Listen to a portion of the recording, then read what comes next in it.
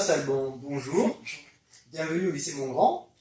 On est en salle de SVT ici, on est au premier étage du lycée, salle de travaux pratiques. Et le Festival Musique au Centre est très heureux de t'y accueillir pour te connaître un petit peu mieux par rapport à ton activité musicale. Moi, une première question qui me permettrait d'y voir un peu plus clair sur qui tu es vraiment, c'est quel est ton premier choc musical, la première chose qui t'a impressionné en musique, dont tu te souviens?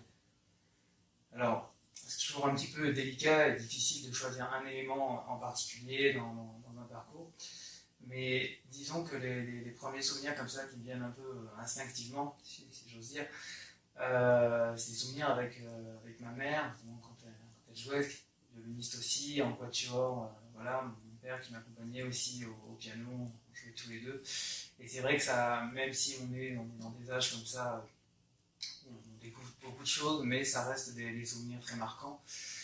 En ce qui concerne plus précisément les concerts, il y a un concert comme ça qui me vient un petit peu naturellement. Moi j'avais quelque chose comme 8 ou 9 ans, et on avait eu la chance d'assister à un concert du immense violoniste Isaac Perlman, pas loin d'ici d'ailleurs, du côté d'Aix-en-Provence. Et je me souviens de ce petit théâtre qui était plein à craquer. Moi, c'était un des premiers concerts où je voyais un tel musicien comme ça. Et ouais, si je devais vraiment choisir quelques souvenirs, parce qu'il y en aurait beaucoup évidemment, et encore aujourd'hui, c'est ce qui fait partie de notre métier, cette capacité qu'on a à pouvoir s'émerveiller de tellement de choses. On a beaucoup de chance de faire ce métier. Mais voilà, disons un premier choc, oui, ça serait peut-être ces éléments-là. La musique avec mes parents, puis ce concert. Avec une concert incroyable. Ouais.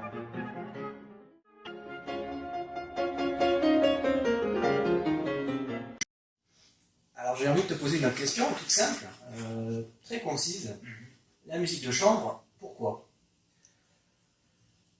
Alors, pourquoi la musique de chambre? Tout d'abord parce que c'est un immense plaisir que de jouer, d'avoir la possibilité humblement de jouer de tels chefs-d'œuvre comme le quatuor de Schumann et de Fauré.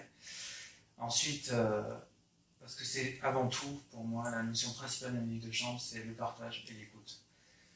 C'est essentiel pour encore une fois, à mon sens, hein, chacun son idée, mais pour un professionnel qui soit de l'orchestre ou de l'enseignement ou des deux, c'est essentiel d'avoir une pratique de musique de chambre régulière. Car en fait, le but d'un concert de musique de chambre, c'est au départ de partir de 4 personnalités, de 4 instruments en l'occurrence, Pour le quatuor. Voilà, pour quatuor et piano, et d'essayer d'avoir un rendu qui soit le plus homogène possible, c'est-à-dire qu'on arrive à unifier 4 voix pour parler d'une seule voix, et évidemment d'essayer de servir au mieux la voix du compositeur. Et donc ce qui m'a motivé et ce qui nous a motivé dans ce projet formidable que vous nous avez présenté, c'est effectivement cette idée de porter la musique au lycée, après dans le cadre de rencontres et de concerts futurs. Mais d'insister vraiment sur cette notion de partage, d'écoute, d'ouverture d'esprit aussi. C'est important quand on travaille avec les autres, bien sûr, d'avoir ses idées, de les défendre, mais d'être très ouvert et voilà. Très à l'écoute des autres. Très à l'écoute, en fait d'apprendre des uns des autres, quoi.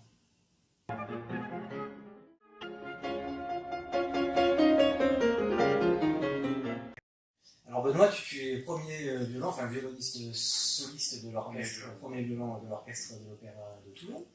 Et à ce titre-là, et surtout en tant que violoniste, j'aurais aimé savoir, quand tu es en musique de chambre, comment tu perçois la place de ton instrument dans le groupe? Alors le rôle du violoniste dans un ensemble de musique de chambre est très tributaire, à mon avis, du nombre de musiciens qui composent ce groupe. Il est évident que quand on fait de la sonate, c'est-à-dire à 2, ça ne sera pas du tout le même rôle que dans un quintet avec piano à 5, et encore moins dans des ensembles plus fournis comme le sextuor ou éventuellement l'octuor. Au-delà de 10 musiciens, c'est plutôt un orchestre de chambre.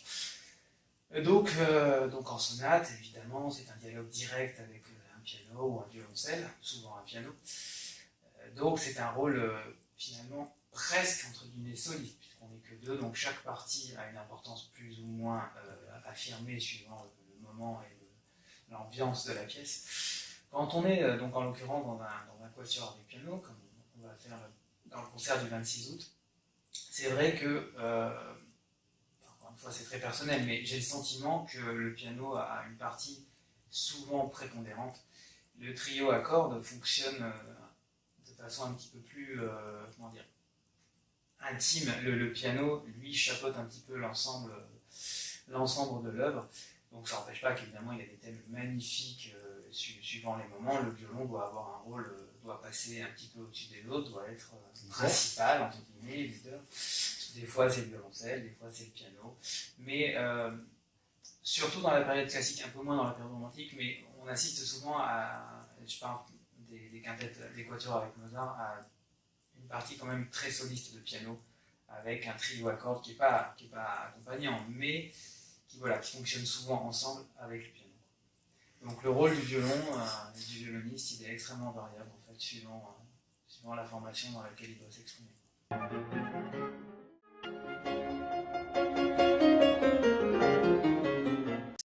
Alors Benoît, pour terminer cet entretien, j'aurais une dernière question à poser par rapport à la programmation de cet été. Parmi les œuvres que tu vas nous interpréter, est-ce qu'il y en a une qui te touche particulièrement? Et même en zoomant dans cette œuvre, s'il n'y aurait pas une phrase musicale que tu as particulièrement plaisir à interpréter. Alors, on aura la chance et vraiment le plaisir de jouer énormément de très grandes œuvres de musique de chambre au cours des 2 concerts en tout cas auxquels je vais participer, et plus globalement du festival. La programmation est magnifique. Alors évidemment, si je devais retenir peut-être une œuvre en particulier, le dernier jour, avec Olivier Le Chardeur, donc pianiste, nous ferons un concert de sonate. Et c'est vrai que tu parlais de choses qui me touchent particulièrement. On va faire donc la 5e sonate de Beethoven, dite le printemps. Et cette sonate, en fait, elle est un peu spéciale pour moi, parce que mes parents l'ont jouée avant moi, et voilà, ils sont connus aussi un peu grâce à ça, entre autres. Et c'était un modèle d'équilibre, de pureté, d'élégance aussi, énormément de tendresse, de nostalgie dans le deuxième mouvement. Le scherzo est très livré, c'est un peu une caricature de 2 personnes qui n'arrivent pas à être ensemble, entre guillemets. Le final est extrêmement solaire, c'est une sonate magnifique, merveilleuse, dont le succès ne s'est jamais finalement démenti depuis à peu près 210 ans qu'elle a été écrite. Et évidemment, la phrase la plus célèbre, c'est la phrase d'introduction où le violon lance le thème, qui est repris une dizaine de mesures après au piano. Et ça donne à peu près ça, normalement.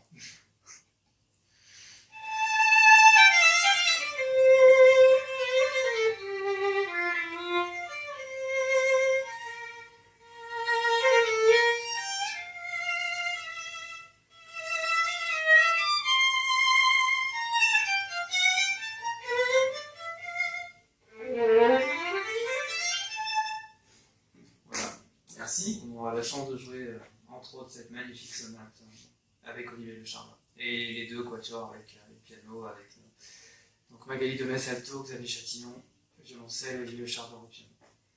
Benoît Salmon, merci beaucoup. Merci à votre venue au lycée.